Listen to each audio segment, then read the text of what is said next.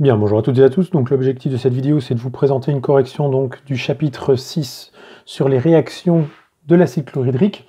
Deux parties en fait pour ce travail. D'abord l'acide chlorhydrique qui réagit sur les métaux et ensuite l'acide chlorhydrique qui réagit sur les solutions basiques. Donc pour la première partie, on reprend un petit peu l'enquête policière là où on s'était arrêté. Donc je rappelle, au départ, on avait dans un bâtiment plusieurs bidons qui étaient classés. On s'est rendu compte qu'il y avait l'un des bidons qui avait été renversé volontairement par le suspect et on avait, par nos différentes études, et pour ça je vous invite à retourner voir la vidéo qui concerne donc cette partie de cours sur l'identification des ions, on s'était rendu compte que le bidon qui avait été renversé, c'était le bidon d'acide chlorhydrique.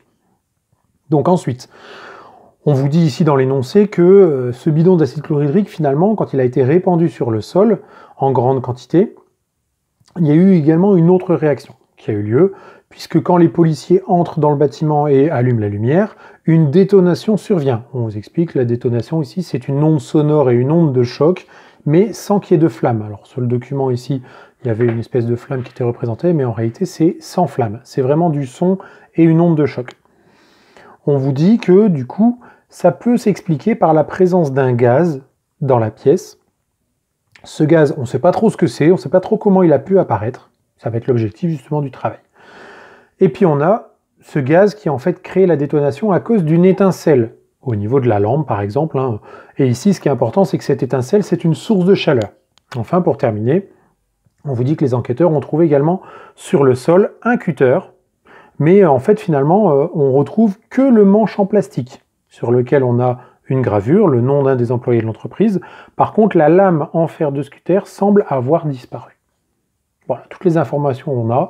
Un bidon d'acide chlorhydrique qui s'est renversé, un cutter dont la lame a disparu, en tout cas la lame en fer a disparu, le manche en plastique lui est toujours présent, et puis par contre, un gaz inconnu qui est apparu et qui va créer cette détonation en présence de la source de chaleur quand on a allumé la lampe. Quel est le gaz qui a été responsable de la détonation?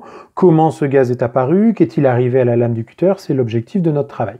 Pour ça, on vous dit de regarder en fait une expérience et d'expliquer cette expérience. Donc la vidéo que je vous avais proposée, j'espère que vous l'avez vue. Si vous ne l'avez pas encore vue, vous vous arrêtez là. Voilà, c'est fini pour cette vidéo que vous êtes en train de regarder.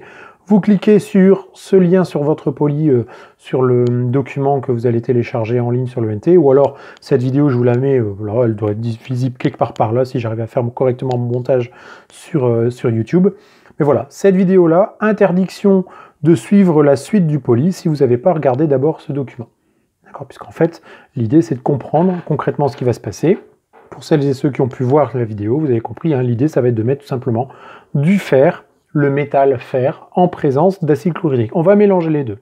Et quand on regarde ce qui se passe, on va voir l'apparition d'un gaz, des bulles de gaz qui apparaissent dans le tube à essai, et ce gaz justement va créer la détonation quand on va le mettre en contact avec une source de chaleur. Et dans la vidéo qui vous est proposée, cette source de chaleur, c'est tout simplement une flamme apportée par une allumette.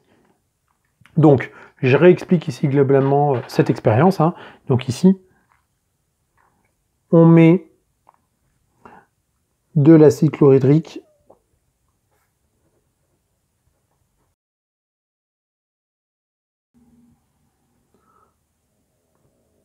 en contact avec du fer et on cherche à observer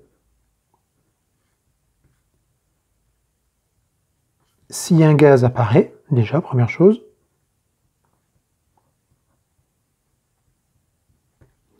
De plus, on cherche à montrer si ce gaz produit ou non une détonation.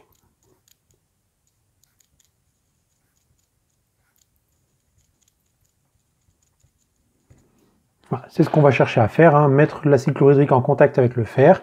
Est-ce que oui ou non du gaz apparaît? Ça va être a priori le gaz inconnu qui était apparu dans la pièce. Et est-ce que ce gaz produit ou pas la détonation?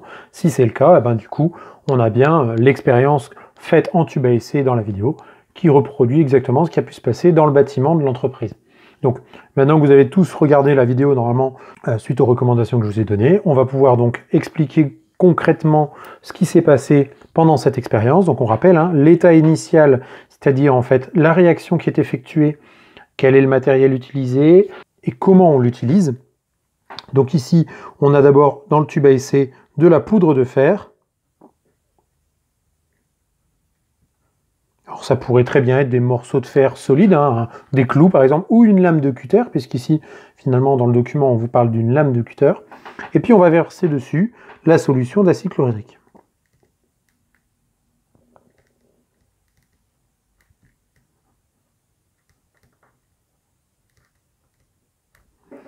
On remarque au passage que le petit pictogramme nous indique que la solution d'acide chlorhydrique est corrosive. On en parlera juste après. Qu'est-ce que l'on observe? Vous avez bien vu dans la vidéo hein, qu'on va observer l'apparition de bulles de gaz.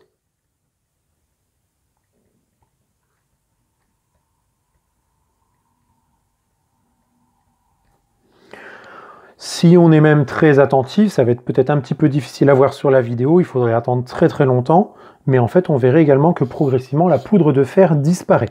Ça on en discutera aussi tout à l'heure, mais voilà, la poudre de fer, le solide, à l'œil nu, il disparaît. Après, est-ce que le fer, lui, disparaît? Ça, c'est autre chose. Mais en tout cas, la poudre de fer, progressivement, sa quantité diminue.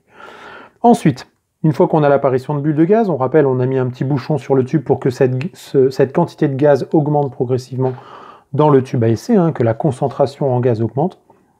Et puis, au bout d'un moment, on enlève le bouchon et on amène cette fameuse source de chaleur. Dans le document, on vous parlait d'une étincelle au niveau de la lampe ou de l'interrupteur.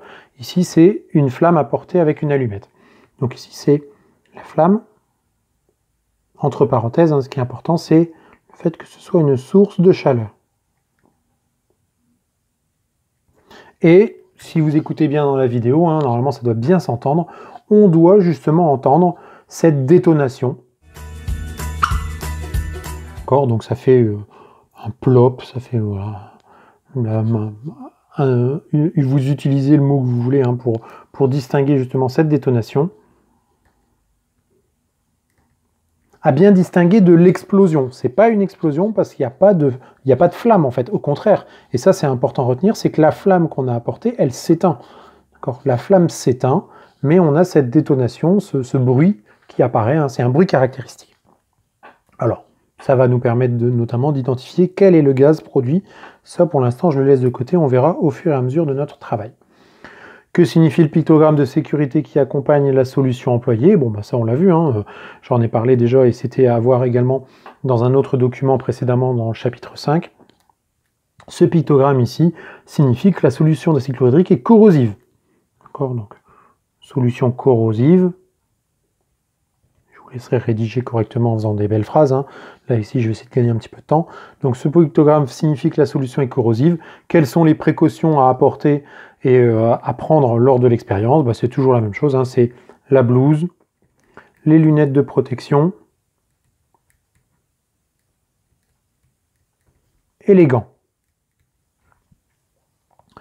Ensuite, quel est le nom du gaz qui a été mis en évidence et qui provoque la détonation? Alors là, si vous avez bien écouté la vidéo, ce test caractéristique qui est là, hein, c'est vraiment le test pour un gaz précis, hein, c'est pour ça qu'on parle de test caractéristique. Il y a un seul gaz qui va faire ça, éteindre la flamme en faisant cette détonation, ce bruit caractéristique.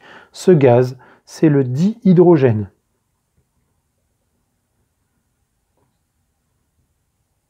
Et on va donner sa formule chimique.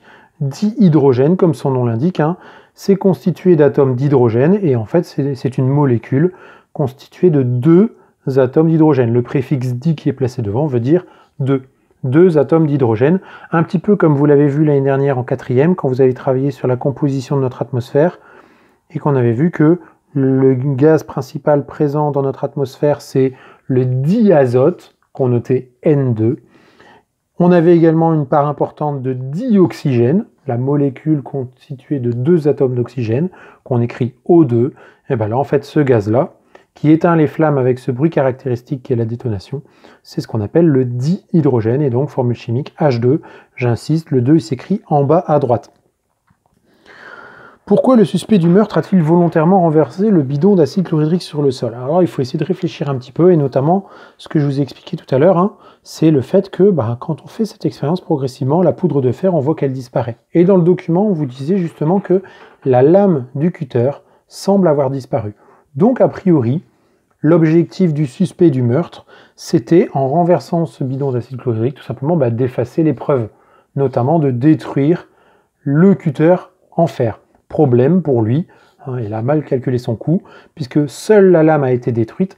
Le plastique, lui, il n'a pas été détruit par l'acide chlorhydrique. Et ça, si vous savez, si vous vous en souvenez, en fait, vous l'avez vu dans le dernier document du chapitre 5, justement, hein, sur la dangerosité des solutions acides et basiques. Vous avez travaillé sur une solution basique qui est la soude, qui n'attaque pas le plastique, donc ça n'attaque pas son bidon par exemple, ça n'attaque pas les canalisations, parce que l'objectif c'est justement avec les déboucheurs de déboucher ces canalisations, pas de les détruire. L'acide chlorhydrique c'est pareil, l'acide il n'attaque pas le plastique, par contre il va attaquer le fer. Donc c'est pour ça ici que le manche en plastique est resté intact alors que la lame de fer a été attaquée. Donc du coup, ce qu'on cherche à faire ici, hein, ce que le suspect du meurtre cherchait à faire, c'était de détruire les preuves, notamment de détruire son cutter. Le principal suspect du meurtre, a priori, ça semble être l'employé qui était le propriétaire de ce cutter, puisque son nom semblait gravé dessus. Alors maintenant qu'on a répondu à ces questions générales sur cette expérience par rapport à notre enquête policière, on va pouvoir revenir sur cette expérience pour la détailler un petit peu plus, puisque l'idée, hein, ça va être vraiment de reprendre exactement le même travail que ce que vous faisiez en 4e sur les transformations chimiques, c'est-à-dire caractériser ce qu'on appelle les réactifs, qu'on utilise au début de la réaction, qui réagissent entre eux, qui disparaissent progressivement pour former de nouvelles espèces qu'on appelle les produits. Tout ça, vous l'avez fait par exemple dans le cas des combustions, en 4e, le carbone qui réagit avec le dioxygène pour se transformer en dioxyde de carbone, C plus O2 donne CO2. En fait, l'idée de ce chapitre, c'est de faire exactement la même chose, mais pour d'autres expériences un petit peu plus complexes ici, puisqu'en plus on va travailler avec des ions. Alors, on va donc étudier la transformation chimique entre l'acide chlorhydrique et le fer, et donc on va caractériser à chaque fois d'abord l'état initial, c'est-à-dire ce qu'on utilise au début de la réaction, quel est le matériel qu'on utilise, quelles sont les solutions qu'on utilise, et comment on les utilise, et puis ensuite on étudiera l'état final, c'est-à-dire les produits obtenus. Alors dans le tube à essai au départ, je vais remettre ma petite expérience qui est juste ici, puisque je vais en avoir besoin. Dans le tube à essai à l'état initial, là où la transformation a lieu, au départ, la poudre de fer, elle disparaît progressivement.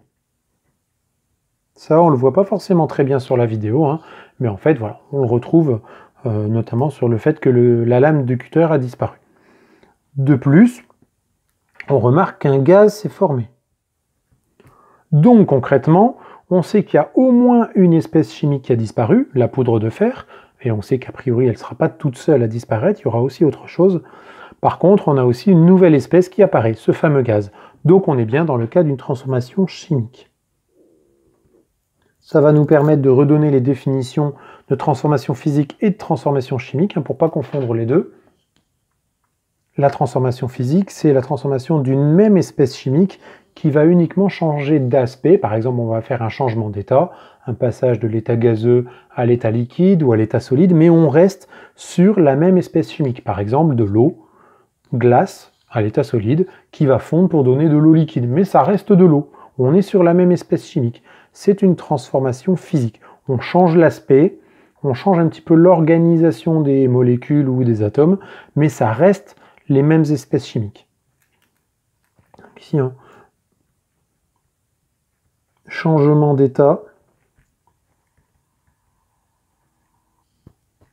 entre parenthèses, solide, liquide, gaz, pour une même espèce chimique.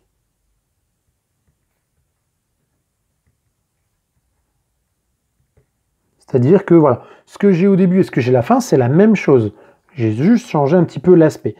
Autre exemple, par exemple, pour une transformation physique, on pourrait parler par exemple de la dissolution du sucre. Vous avez du sucre en poudre qui est à l'état solide, sous forme de poudre, mais quand vous allez le dissoudre dans de l'eau, vous allez obtenir de l'eau sucrée, c'est-à-dire de l'eau plus du sucre. Le sucre, il est toujours là, c'est toujours du sucre, mais cette fois-ci, il est devenu invisible à l'œil nu.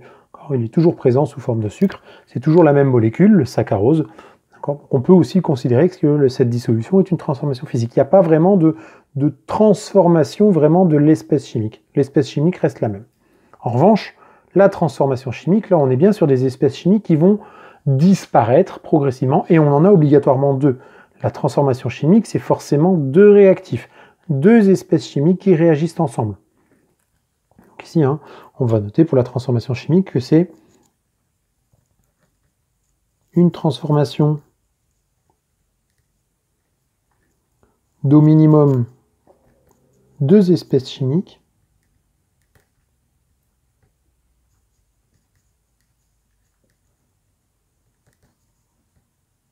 qui disparaissent progressivement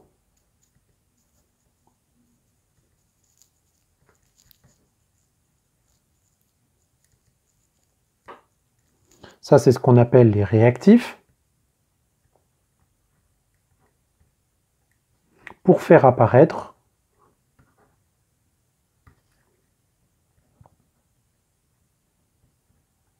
au moins une nouvelle espèce.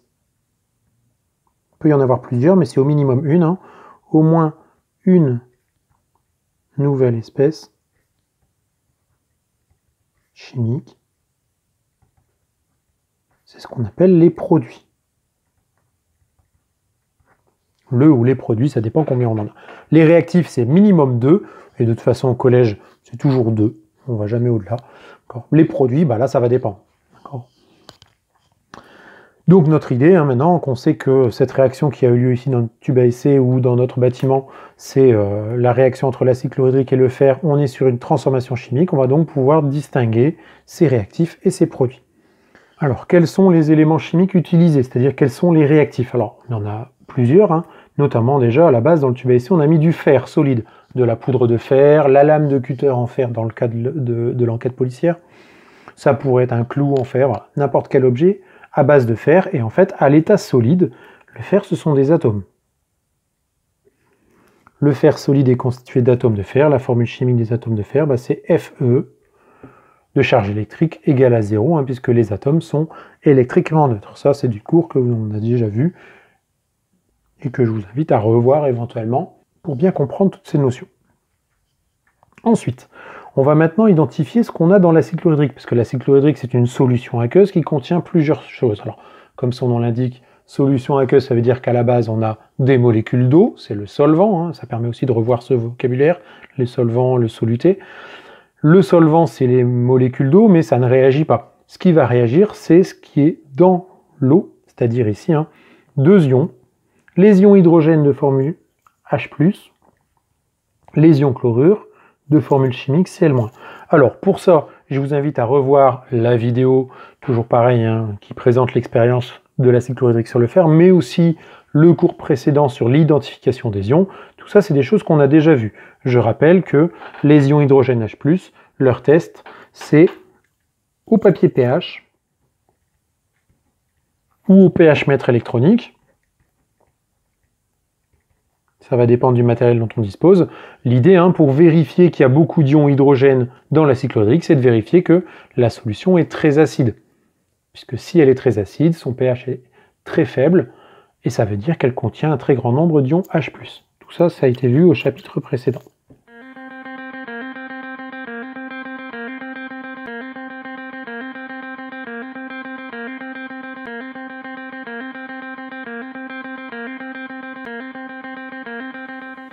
Donc du coup, au niveau de la schématisation, toujours pareil, état initial, état final. Le papier pH mis dans une coupelle, une solution d'acide chlorhydrique est versée dessus. Et on va voir le changement de couleur du papier pH pour nous montrer que le pH est inférieur à 7, il est même très faible, quand on est en général inférieur à 2. Ce qui montre que la solution est acide, comme son nom l'indique, mais ça permet de le revérifier. Donc elle contient un très grand nombre d'ions H+. Deuxième test, c'est le test d'identification des ions chlorure Cl-, comme on l'a vu dans le cours, dans le chapitre précédent. C'est le test au nitrate d'argent.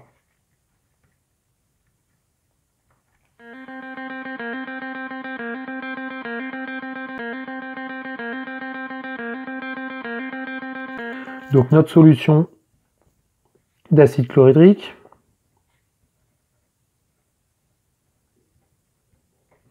On vient verser dessus notre solution de nitrate d'argent, quelques gouttes.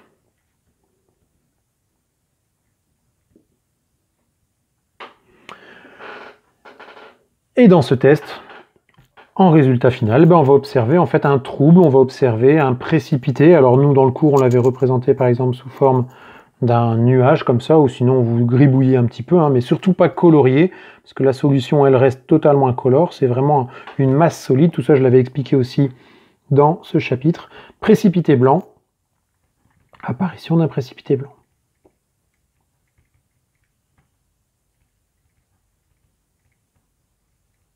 Alors au passage sur la schématisation, je vais assez vite sur la rédaction des annotations. Vous remarquez au passage que je schématise tout ça à l'encre, mais c'est surtout parce que, voilà, au niveau de la caméra, le crayon de bois, ça se voit beaucoup moins bien, donc moi j'utilise l'encre, mais de votre côté, au niveau de votre cours, essayez d'être bien soigneux sur cette schématisation. Je rappelle, faites très attention qu'ici on est sur l'identification des ions présents dans l'acide chlorhydrique. La réaction qu'on étudie, c'est l'acide qui réagit sur le fer. Tous ces petits tests qu'on est en train de faire là, le papier pH, le nitrate d'argent, sont des tests supplémentaires. C'est pas la réaction principale. Et ça, c'est la grande difficulté de ce chapitre, c'est de confondre la réaction principale, l'acide chlorhydrique qui réagit sur le fer, pour donner les produits qu'on verra tout à l'heure, et toutes les petites expériences qu'on fait autour pour identifier chacune de ces espèces chimiques. Alors, il y a plein d'expériences dans ce chapitre, il faut faire attention à ne pas tout mélanger. La réaction principale et les petits tests qui sont tout autour. Donc pour ça, il faut bien maîtriser le cours du chapitre d'avant. La conclusion ici, c'est lors de la transformation chimique entre l'acide chlorhydrique et le fer, on a introduit dans le tube à essai des atomes de fer, on fait la liste, des molécules d'eau, acide chlorhydrique, mais ici c'est pas important puisqu'en fait c'est une espèce spectatrice, la molécule d'eau. Ce qui est important surtout, c'est des ions H+, et des ions chlorure de formule chimique Cl-. Attention à l'écriture des ions Cl-. Vous remarquez qu'à chaque fois, c'est bien un L minuscule que j'écris sous forme d'une boucle, pour ne pas confondre avec une autre lettre. L'objectif maintenant, ça va être de comprendre, quand je fais cette réaction entre ces trois espèces chimiques, quand je les mets toutes ensemble, quelles sont celles qui vont réellement réagir. Est-ce que les trois réagissent vraiment? Ça, on n'en sait pas trop. Et puis surtout, quels sont les produits obtenus à la fin. Pour ça, on va regarder le contenu du tube à l'état final. À l'état final, la réaction a eu lieu. On observe petit à petit, on l'a déjà dit, que la poudre de fer disparaît. J'oublie une lettre, disparaît. Par contre, l'élément chimique fer, lui, est toujours présent dans le tube. C'est juste qu'en fait, on ne le voit plus à l'œil nu, il s'est dissous, et il s'est dissous ici sous forme d'ion. Donc en fait, l'atome de fer, lui, n'existe plus réellement, mais l'élément chimique fer, il est toujours là, mais cette fois-ci, plus sous forme d'atome, sous forme d'ion. Et des ions fer, on en connaît deux. Il y a les ions Fe2+, et les ions Fe3+. On les a testés dans le chapitre précédent, sur l'identification des ions. Lequel des deux va être celui qui nous intéresse? Est-ce qu'on a fait apparaître des ions Fe2+, ou des ions Fe3+? Eh bien, il va falloir faire le test qu'on a déjà vu. C'est celui à la soude. Et en fait, ça va dépendre de la couleur du précipité obtenu, si c'est un précipité vert ou si c'est un précipité de couleur rouille. Ensuite, nos ions chlorure qu'on a utilisés, qui sont présents ici à l'état initial, les ions chlorure Cl-, on a vu qu'ils étaient présents avec le nitrate d'argent. Et bien du coup, on va essayer de voir s'ils sont toujours là. Du coup, la solution finale à la fin de la réaction, on reteste au nitrate d'argent.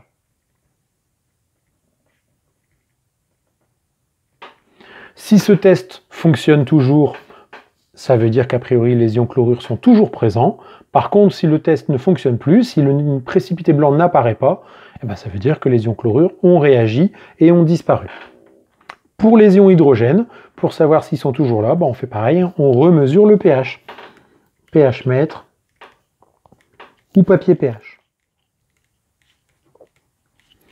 Si la valeur du pH est la même, ça veut dire que les ions hydrogènes sont toujours là et en même quantité. Si en revanche, les ions hydrogènes ont été consommés et leur quantité a diminué pendant la réaction, le pH, normalement, il doit augmenter. C'est ce qu'on va chercher à obtenir. Alors, on réalise donc l'expérience sur le filtrat, c'est-à-dire on va récupérer la solution dans le tube à essai, éventuellement en faisant une petite filtration, ou en prélevant avec une pipette, et puis on va refaire les 3 tests. Premier test, les ions chlorure de formule chimique Cl-, c'est le test au nitrate d'argent. C'est la même expérience que tout à l'heure.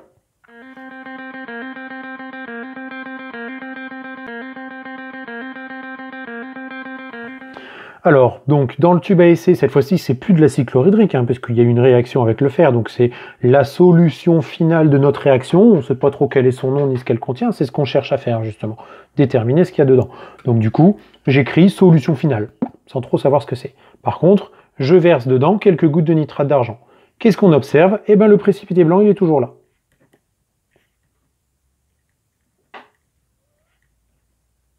L'apparition du précipité blanc, ça fonctionne. Et si on récupère ce précipité blanc, il y aurait possibilité de le faire avec une filtration, je rappelle que c'est des particules solides, on verrait qu'en fait la quantité des ions chlorure est exactement la même qu'à l'état initial. C'est-à-dire que pendant toute la réaction, même si la réaction dure plusieurs secondes ou plusieurs minutes, voire même plusieurs heures, la quantité des ions chlorure Cl- ne change pas. C'est pour ça qu'à la fin, le test au nitrate d'argent est toujours positif et que le précipité blanc continue d'apparaître. Les ions chlorure sont toujours là et en même quantité. Pour les ions hydrogène, formule chimique H+, c'est le test au papier pH.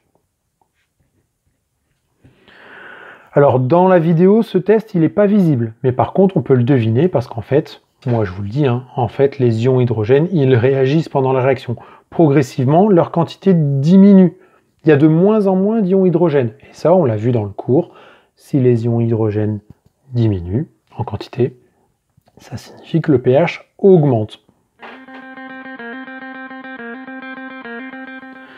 Donc, quand on verse une goutte de cette solution finale là, obtenue à la fin de la réaction sur du papier pH, normalement, quand on fait bien l'expérience et quand les proportions ont bien été respectées, eh ben, le papier pH il va devenir vert. Pourquoi? Parce qu'en fait, à la fin, théoriquement, tous les ions hydrogène ont tous disparu.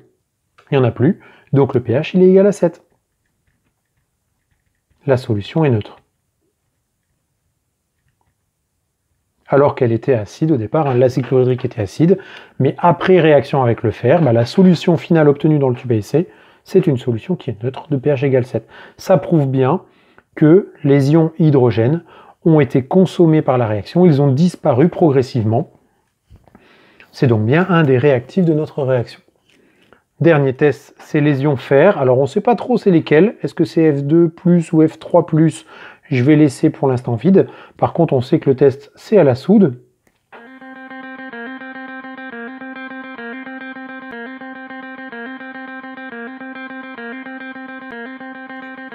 Je prends toujours cette solution finale obtenue dans mon tube à essai après la réaction entre l'acide chlorhydrique et le fer.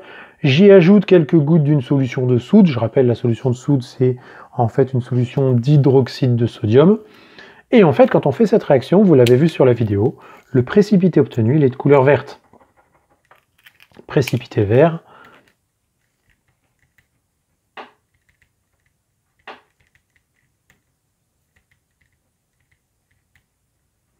Ce précipité vert, en fait, si on revient sur le cours, alors c'est pas à connaître par cœur, je rappelle, on va rechercher dans son livre, dans son cours, ou dans un tableau qui serait donné dans l'exercice.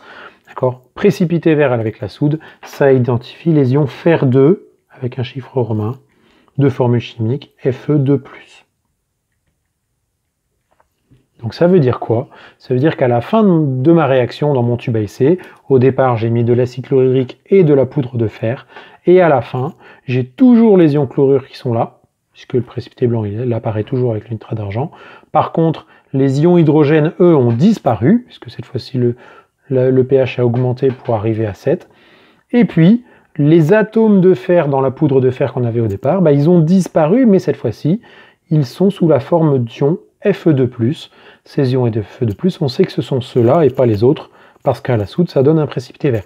Donc là aussi, vous voyez, attention à ne pas confondre, la réaction principale, l'acide chlorhydrique qui réagit sur le fer, pour donner notamment les ions Fe2+, et la disparition des ions hydrogène, plus le gaz qu'on verra tout à l'heure. Et toutes ces petites réactions qu'il y a autour, test à la soude, test au papier pH, au nitrate d'argent, tout ça, il faut faire attention à ne pas tout mélanger. La solution finale est donc constituée d'ions chlorure Cl- et d'ions Fer2 de formule chimique Fe2+. Les ions hydrogène, il n'y en a plus par contre. Et il y a toujours les molécules d'eau, hein, forcément. Donc on va pouvoir dire que cette solution s'appelle solution aqueuse. Au niveau des noms, hein, des solutions, c'est des choses qu'on avait déjà vues aussi dans le cours. Je rappelle qu'on va toujours mettre le nom de l'ion négatif en premier. Donc on va appeler ça solution aqueuse de chlorure de fer2. La formule chimique, un petit peu complexe, je ne vais pas trop rentrer dans le détail. Ce qu'il faut faire attention, c'est de mettre les formules chimiques des deux ions, mais aussi d'équilibrer les charges. Donc ici, on va mettre par exemple l'ion Cl-, une virgule, ou un point virgule. Hein, ensuite, Fe2+. Et puis vous remarquez qu'en fait, il y a un problème. J'ai une charge négative et j'ai deux charges positives, alors qu'on sait que les solutions aqueuses doivent être normalement électriquement neutres. Donc en fait, ce qui se passe ici, c'est qu'on a deux ions chlorure. Dans cette solution, en fait, il y a 2 fois plus d'ions chlorure que d'ions Fe2+. Vous avez un ion Fe2+ pour 2 ions chlorure. Ça permet d'équilibrer les charges. Lors de la transformation chimique entre l'acide chlorhydrique et le fer, on a ce gaz aussi qui apparaît. Ce gaz détonnant, on l'avait vu, hein, il a été donné dans la vidéo et je vous l'ai déjà noté sur la page précédente. Son nom, c'est dihydrogène. La formule chimique, c'est H2. Alors d'où est-ce qu'il vient ce gaz? On va pouvoir se poser la question, bah regardez, hein, c'est facile. On a dit tout à l'heure que les ions hydrogène H+, ils disparaissaient progressivement. C'est pour ça que le pH de la solution finale a augmenté. Mais en fait, les ions hydrogène, ils ne disparaissent pas comme ça par enchantement. En chimie, en fait, les choses disparaissent, mais pour se transformer en de nouvelles espèces. Et bien ici, les ions hydrogène, ce sont eux qui vont former les molécules dihydrogène. On va avoir 2 ions hydrogène H+, qui vont se rassembler pour former cette molécule, en éliminant les charges. Ça, c'est encore un autre paramètre qui entre en jeu. Je ne vais pas trop insister là-dessus, c'est pas ce qui est le plus important. On détaille tout ça. Lors de la transformation chimique entre l'acide chlorhydrique et le fer, il y a des espèces qui disparaissent. Donc quand on prend les espèces chimiques qui disparaissent, on a dit, hein, les ions hydrogène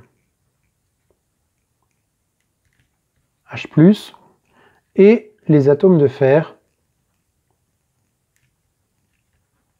de formule chimique Fe. C'est ce qu'on appelle les réactifs. Lors de la transformation chimique entre l'acide chlorhydrique et le fer, il y a des espèces qui apparaissent. On va avoir le gaz dihydrogène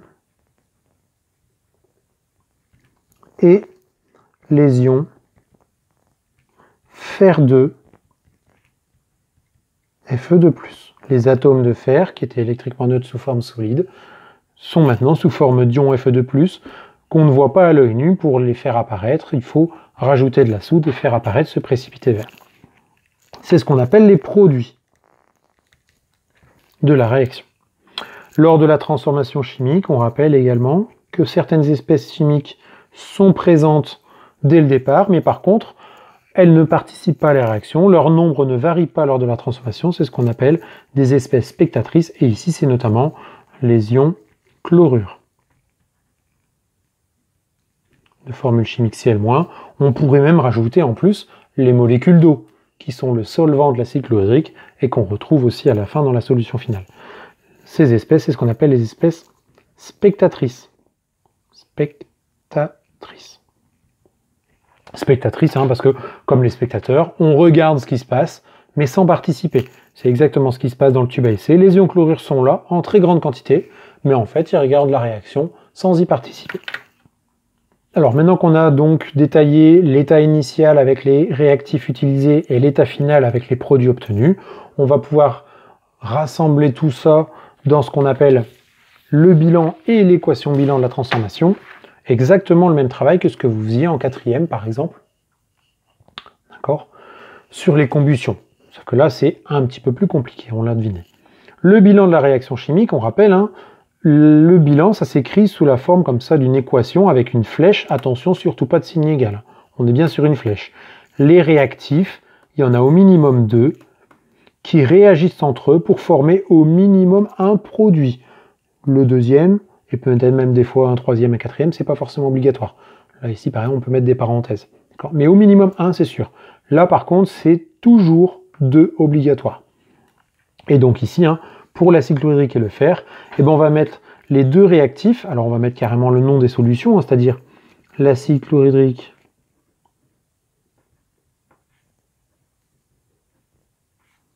plus le fer, sous forme solide, sous forme d'atome, réagissent ensemble pour former, on met ça sous forme d'une flèche, ça va donner quoi? Ça va donner le gaz dihydrogène, plus notre solution aqueuse de chlorure de fer 2. Cette solution finale, là, solution inconnue qu'on avait à la fin dans le tube à essai, en fait, on a réussi à dire ce que c'était des ions chlorure, qui étaient déjà au départ dans l'acide chlorhydrique et qui sont toujours là, et les ions fer 2, qui viennent des atomes de fer qui se sont transformés. Attention, maintenant qu'on va écrire ce bilan, on va obtenir l'équation bilan de la réaction, mais cette équation, on va enlever en fait les espèces spectatrices, c'est-à-dire notamment les ions chlorure, d'accord? Et surtout, il faut faire attention à respecter l'équilibre des éléments chimiques et des charges, c'est-à-dire même nombre d'éléments et de charges électriques de chaque côté. Donc l'acide chlorhydrique par exemple, alors je vais l'écrire en totalité et puis après les ions chlorure on les enlèvera. L'acide chlorhydrique c'était des ions hydrogène H+, et des ions chlorure Cl-. Les atomes de fer c'est Fe. Ça réagit pour donner la molécule dihydrogène H2, le gaz, plus chlorure de fer 2, c'est-à-dire des ions chlorure Cl- et des ions fer 2 Fe2+. Les ions chlorure, ici on avait vu que pour la solution de chlorure de fer 2, j'en avais 2 pour équilibrer. D'accord. Les ions hydrogène H2, on voit que j'ai 2 atomes d'hydrogène, il y en a 2. Ça veut dire qu'ici je suis obligé d'en mettre 2 également. Et donc dans l'acide chlorhydrique, comme ils sont ensemble, si j'ai 2 hydrogènes, j'ai également 2 ions chlorure pour équilibrer les charges. On voit bien que tout est équilibré. 2 hydrogènes, 2 hydrogènes, 2 chlorures, 2 chlorures, un élément fer, un élément fer. Au niveau des charges électriques, regardez, hein, 2 charges positives et 2 charges négatives, ça donne bien un total qui vaut 0. Et ici, 2 charges négatives et 2 charges positives, ça fait un total qui vaut 0. Donc tout ça c'est bon. Maintenant, cette équation bilan, on remarque que j'ai des ions chlorure à gauche et à droite, donc on va pouvoir les enlever. Ce sont les espèces spectatrices. Et donc il nous reste juste ces 2 espèces-là. 2 ions hydrogène H+, qui vont réagir avec un atome de fer pour former une molécule de dihydrogène et un ion Fe2+. Toutes les autres espèces chimiques, les molécules d'eau et les ions chlorure, sont des espèces spectatrices. Alors maintenant qu'on a regardé un petit peu ce qui se passe quand on met de l'acide chlorhydrique en présence d'un métal, puisque nous on a travaillé sur le fer, mais il faut savoir qu'en fait ce que vous avez là, ça marche aussi pour d'autres métaux, l'aluminium, le zinc, etc., etc. Je vous invite pour ça à regarder les exercices qui sont notés en bas de la page. Il y en a un notamment où, à la place du fer, on va utiliser le zinc, mais en fait c'est exactement le même travail. On a une deuxième partie de ce chapitre qui va être assez rapide, c'est la réaction entre les solutions acides et les solutions basiques. C'est-à-dire, qu'est-ce qui se passe quand on met une solution acide dont le pH est inférieur à 7, mélangée à une solution basique, c'est-à-dire dont le pH est supérieur à 7. Donc pour ça, on vous dit, hein, dans le cadre de notre enquête policière, l'idée c'est, voilà, le tribunal a jugé que le propriétaire du cutter était coupable du meurtre, hein, nous on a donné tout ce qu'on avait au niveau des preuves, maintenant c'est le tribunal qui va gérer le jugement. Ce qui reste à faire, c'est le nettoyage de l'entrepôt. Parce qu'il y a toujours cet acide chlorhydrique qui traîne par terre et dont il va falloir se débarrasser pour que l'entreprise puisse se remettre à travailler. Donc on vous explique dans le document, hein, il y a une entreprise de nettoyage qui va venir, et pour se débarrasser de l'acide chlorhydrique, qui est une solution acide, ils vont verser par-dessus de la soude, qui est une solution basique. On vous rappelle le nom, hein, hydroxyde de sodium, pour le vrai nom de la soude, c'est-à-dire des ions hydroxyde de formule chimique HO- et des ions sodium de formule chimique Na+. On vous explique que cette réaction est violente et que la température des solutions va augmenter, notamment hein, il va y avoir éventuellement un risque de projection, puisque vous allez avoir des bulles qui vont apparaître, les solutions, ça va quand même chauffer assez fortement, donc les agents de nettoyage doivent impérativement se protéger. La réaction, quand on mélange une solution acide et une solution basique, c'est une réaction qui est dangereuse. Par contre, une fois que c'est terminé, on se rend compte qu'on obtient à la fin 2 espèces chimiques qui sont absolument inoffensives, de l'eau, qui s'est formé, puis ensuite qui s'est évaporé, parce que justement ça a chauffé, et c'est justement cette évaporation qui risque de provoquer des brûlures, c'est pour ça qu'il faut se protéger. Et puis vous avez aussi une poudre blanche qui va rester sur le sol et qu'on va devoir ramasser. Les poudres blanches, je vous en donne 3. Le saccharose, qui est la molécule principale qu'on trouve dans le sucre, le chlorure de sodium, qui est en fait le sel, et puis le sulfate de cuivre, qu'on connaît déjà un petit peu aussi. Laquelle des 3 nous intéresse? Ça va être l'objectif déjà de ce travail. Quelle est la poudre qui a vraiment été ramassée sur le sol à la fin de la réaction? Donc pour savoir exactement ce qui s'est passé quand on a fait cette réaction entre l'acide chlorhydrique et la soude, on va donc faire exactement le même travail qu'à l'étape précédente, c'est-à-dire d'abord regarder quels sont les réactifs utilisés, notamment au niveau composition chimique, et puis ensuite ça va nous permettre de déterminer quels étaient les produits obtenus à la fin. Donc déjà, première chose, les réactifs. Je vais utiliser des couleurs pour qu'on y voit bien clair. Les réactifs, c'est ce qu'on utilise au début de la réaction, ce qui réagit et ce qui disparaît progressivement. Donc ici, si je lis bien l'énoncé, c'est l'acide chlorhydrique qui était versé sur le sol et la soude, c'est-à-dire en fait la solution d'hydroxyde de sodium. C'est ça qui va m'intéresser, notamment cette formule chimique. Donc ici, je vais pouvoir noter l'acide chlorhydrique,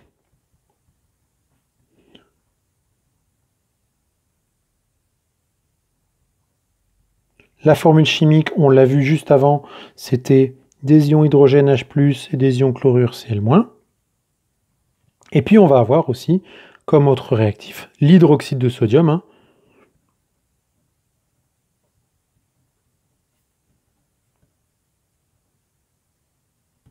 La formule chimique, c'est des ions sodium Na+, et des ions hydroxyde HO-.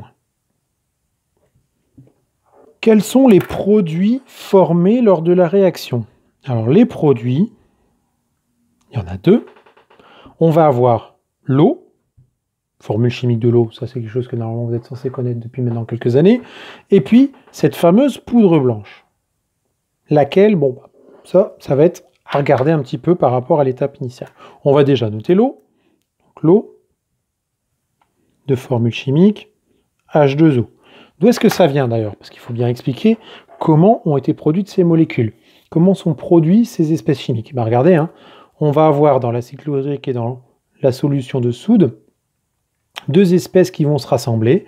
Vous avez les ions hydrogène H+ ici et les ions hydroxyde HO- qui sont là. Et en fait, quand on les met ensemble, ça nous donne quoi? Ça nous donne 2 éléments hydrogène avec un élément oxygène. 2 éléments hydrogène et un élément oxygène. Au passage, la charge électrique négative et la charge électrique positive vont se compenser, s'éliminer. L'électron en trop qui est ici va venir se greffer sur cet élément, et donc on est bien sur une molécule d'eau qui devient électriquement neutre. Donc en fait, cette molécule d'eau, elle n'apparaît pas comme ça, comme par magie, c'est bien ces 2 éléments-là qui se rassemblent. La poudre blanche maintenant, on va regarder du coup les 2 autres éléments. Regardez ce qui se passe ici. Je vais utiliser par exemple cette couleur. Qu'est-ce qui me reste dans mon acide chlorhydrique? J'ai mes ions chlorure là. Il faut bien en faire quelque chose. Ils doivent bien apparaître quelque part dans mes produits. Même chose ici, j'ai des ions sodium Na+, dans l'hydroxyde de sodium. Regardez, quand on les met ensemble, Na+ et Cl-, les signes plus et moins vont s'éliminer. Et en fait, on obtient quoi? On obtient le sel, chlorure de sodium, molécule cristalline. Donc en fait, la poudre blanche qu'on va ramasser sur le sol, c'est tout simplement du sel. C'est celui-là. Et ça, on le reconnaît, du coup, grâce à la formule chimique. Ici, les ions chlorure qui sont là, les ions sodium qui sont là, et du coup, on va le retrouver dans cette poudre. Ça ne peut absolument pas être le saccharose. Pourquoi? Parce que regardez un petit peu ce qu'on a dedans. On a du carbone, grand C majuscule, de l'hydrogène, de l'oxygène. Alors hydrogène et oxygène, on pourrait dire, ça vient par exemple de HO ici ou de H. Par contre, le carbone grand C, il n'y en a pas dans les réactifs. Il ne faut pas oublier que dans une transformation chimique, on va avoir de nouvelles espèces chimiques qui apparaissent, mais qui sont constituées des atomes, des molécules ou des éléments qui étaient présents déjà à l'état initial. On ne peut pas créer de nouveaux éléments chimiques comme ça par enchantement. Donc là, l'élément carbone, j'en ai pas au départ dans ma réaction. Il n'y a aucun élément carbone. Le grand C majuscule qui est ici, c'est pas carbone. Il y a un L minuscule qui l'accompagne pour bien dire c'est chlorure, l'ion chlorure. C'est pas du carbone. Du carbone, il n'y en a pas à l'état initial, donc c'est impossible d'en avoir à l'état final. On ne peut pas le créer. Pareil pour le sulfate de cuivre, regardez. C'est constitué de cuivre, Cu. Il y a même un élément soufre, grand S, dedans. Il n'y en a pas, ces éléments-là. Il n'y a pas de cuivre, il n'y a pas de soufre à l'état initial dans les réactifs. Il y a beau avoir de l'oxygène, ici, ça ne suffit pas pour créer du sulfate de cuivre. Donc ces deux éléments-là, c'est impossible de les créer par cette réaction. Donc la seule possibilité, c'est celui-là. Donc ici, plus le sel, c'est le chlorure de sodium.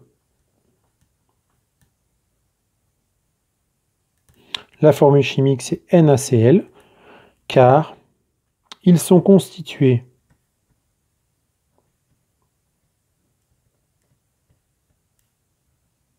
des éléments chimiques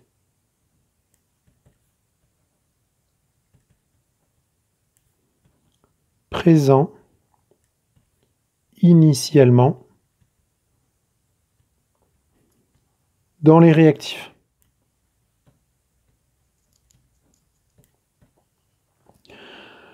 Ce que j'ai au début, c'est des ions hydrogène, des ions chlorure, des ions sodium et des ions hydroxyde, H-. Et bien en fait, je retrouve tout ça à la fin.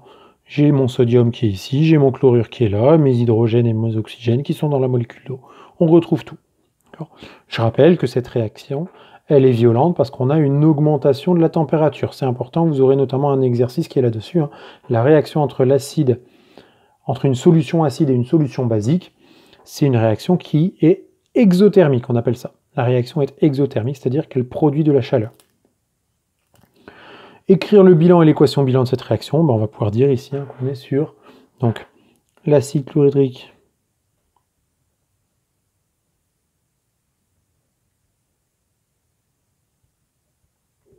plus la soude réagissent ensemble pour former de l'eau plus du sel, du chlorure de sodium. On va quand même noter son nom exact. En équation bilan, ça nous donne H+, plus Cl-, je vais mettre entre parenthèses pour montrer que tout ça c'est dans la même solution. Ou alors ici, pas avec un plus, mais avec une virgule, un point-virgule, parce que le plus, on a l'impression qu'il réagirait l'un sur l'autre, alors qu'en fait, c'est pas le cas. C'est ça qui réagit avec ça. Donc ici, la soude Na+, H-, ça forme la molécule d'eau et le chlorure de sodium NaCl. Voilà pour cette deuxième partie, l'étude de la réaction entre une solution acide et une solution basique. Réaction qui est donc exothermique, avec production de chaleur, d'énergie thermique. La température augmente, ce qui peut être très dangereux, très violent. Et surtout, donc l'idée c'est de récupérer à la fin un sel constitué à la base des éléments présents dans les solutions qui avaient été utilisées dans les réactifs. Je vous invite maintenant à aller faire les quelques exercices que vous avez en bas de la page, et donc vous trouverez également la correction sur notre ENT. À bientôt pour une prochaine vidéo.